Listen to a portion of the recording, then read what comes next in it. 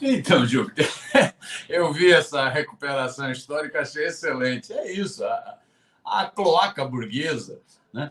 Alguns chamam de elite burguesa, eu prefiro chamar de cloaca burguesa. A cloaca burguesa, ela não aceita ceder nada, né? Ela só cede sob pressão, né? Então, aqui no Brasil, né, quando veio todo o movimento, que isso não foi uma coisa de cima para baixo, quando veio todo o movimento pela abolição da escravatura, toda a revolta dos negros, não é isso? Né? Toda a ação do movimento negro dos democratas pela abolição da escravatura, o papo que corria no Brasil era esse. A mídia, na época, nem chamava mídia, a imprensa da oligarquia naquela época dizia isso: não, se abolir a escravatura vai destruir a economia brasileira, vai ser um caos na economia brasileira. Esse é sempre o discurso da oligarquia, dessa cloaca, é sempre. Getúlio Vargas enfrentou muito isso. Até a década de 30, o que você tinha eram pouquíssimos direitos sociais legalizados, né? Você tinha pressão, mas pouquíssimos direitos sociais, direitos trabalhistas, né, reconhecidos. E o Getúlio, que era um homem, inclusive, das classes dominantes, mas que estava embalado numa onda mundial de estado de bem-estar social, né, de uma nova formatação do capitalismo, né, o Getúlio tentou, então, implementar um projeto de desenvolvimento nacional e, para isso, sabia que precisava do trabalho, sabia que precisava valorizar o trabalho. Então, várias demandas do movimento sindical, da luta dos trabalhadores, ele foi assumindo e isso gerou a consolidação foram várias leis, foram pipocando leis trabalhistas e isso gerou, nos anos 40, a chamada consolidação das leis trabalhistas, CLT, 1943 ou 41, se não me engano. Né? Naquela época, Getúlio apanhou que nem o quê? Onde já se viu, a CLT vai amordaçar a economia brasileira, vai engessar a economia brasileira. Tanto é que essa cloaca burguesa fez de tudo para derrotar o Getúlio.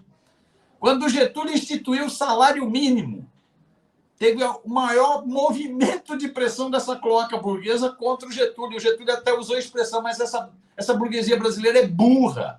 Eu estou querendo entregar o anel para não perder os dedos. Eu tenho que ter alguma concessão, senão vai perder tudo. O Getúlio estava trabalhando uma ideia, né, que vinha se desenvolvendo na Europa, nos Estados Unidos, a partir de um sujeito chamado Keynes, principalmente, em que o Keynes dizia o seguinte: ou o capitalismo cede um pouco ou ele perde tudo. E o Keynes falava: existem 3 riscos para o capitalismo. Nessa anarquia de mercado sem regulação nenhuma, né, existe o risco de crises permanentes.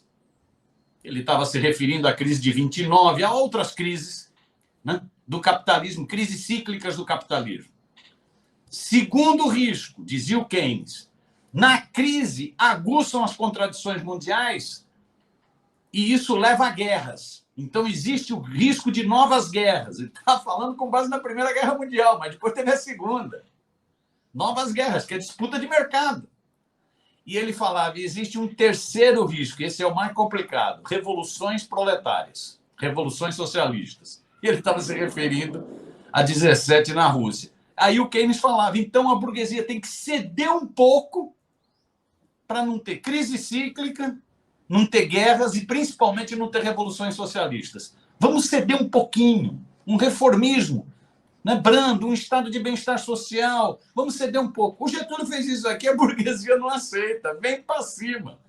Você pega a reação com relação a esse discurso do Lula, né, em Brasília essa semana, é a reação exatamente dessa burguesia escravocrata, oligárquica, né, que não aceita ceder nada, quer manter todos os privilégios e quer aumentar, inclusive, seus privilégios. O que o Lula disse? O país não pode ficar só discutindo metas fiscais, metas fiscais, metas fiscais. Não pode ficar só discutindo teto de gasto, teto de gasto, teto de gasto.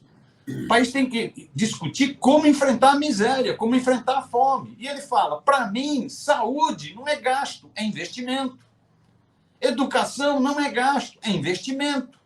Isso, inclusive, dinamiza a economia. Eu quero chegar no primeiro dia de governo e já começar a fazer obra para gerar emprego, gerar renda. Então, eu não posso ficar preso à ideia só de ajuste fiscal. Pronto, desabou o mundo. Porque a burguesia quer o quê? Quer manter um ajuste fiscal forte, um teto de gastos forte, para sobrar dinheiro para pagar banqueiro. É isso que ela quer. Ela não fala isso, porque ela não é trouxa, ela esconde. O tal da austeridade fiscal só não serve para pagar dívida. Aí não tem austeridade nenhuma, tem que pagar tudo em dia. Né? E pega mais de 50% do orçamento da União. Não é isso? Então, a burguesia fica falando em austeridade fiscal, que na verdade é um austericídio, é matar a economia brasileira, é matar o povo brasileiro para salvar os banqueiros, salvar os rentistas. Por isso essa chiadeira toda. E a mídia, ela tem lado. Ela tem lado, essa mídia monopolista, essa mídia hegemônica, mídia patronal, mídia burguesa, sei lá que nome que se dá a ela, ela tem interesses de classe, ela inclusive é composta por ricaços, que têm interesses financeiros. Então, o jornalista acha que está falando alguma coisa muito importante, na verdade, às vezes, replica o que pensa o patrão. Replica o que pensa o patrão. O patrão está preocupado com isso. Para ele, dane-se o povo. Dane-se investimento em área social. Para ele quer saber dele. Na guerra do orçamento, ele quer saber o dele. E aí, então, vem essa onda toda, né? Esse estardalhaço todo em função de um discurso do Lula. Você levar em conta o seguinte, inclusive o seguinte, o Lula, na sua experiência de governo, foi o que deixou, questionável, inclusive, eu questiono, eu acho que foi um erro, inclusive, que deixou um dos maiores superávites fiscais, né? Ele sempre utilizava aquele argumento de que eu aprendi com Dona Lidu que para fazer gasto eu tenho que ter dinheiro, eu não posso, né? Não posso ser irresponsável, né? Não é isso?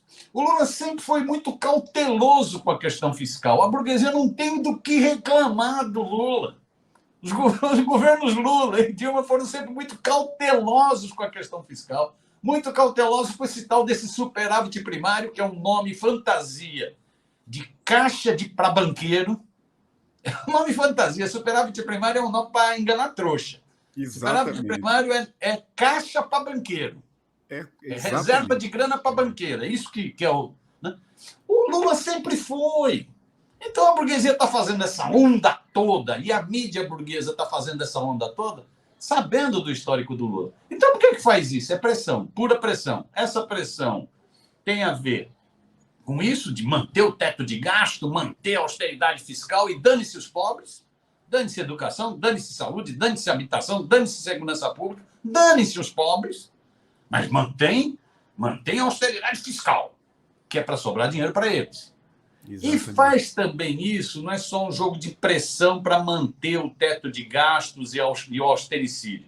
Faz isso para interferir na escolha do ministro. Isso é jogo jogado. Muito bem colocado. Isso é jogo jogado. Faz essa pressão toda, porque não foi só o discurso do Lula. Quando o Lula indicou o Guido Mantega para participar do governo de transição, né? Quando o Lula teve toda aquela conversa com o Beluso sobre rumos da economia e chamou o Beluso para ser conselheiro do governo. Essa cloaca burguesa, aí já dá um chilique nela. Ela fala,